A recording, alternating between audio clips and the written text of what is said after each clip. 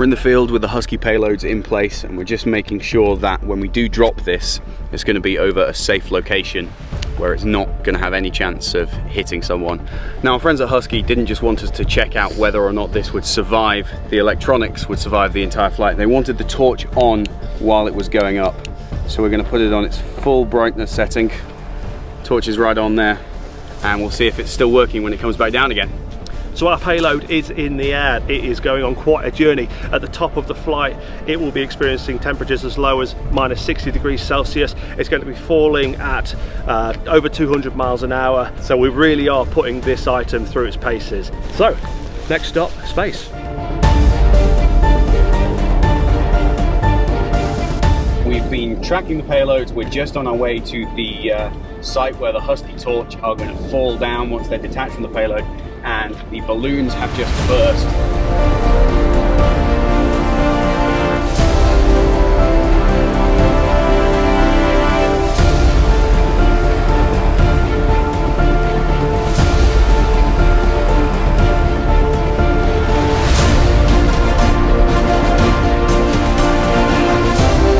We're going to be dropping this from several thousand meters up in the air.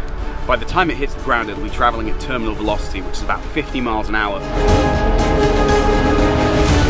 It's just been disconnected. Oh my God, I think that's it. I think that's it coming down.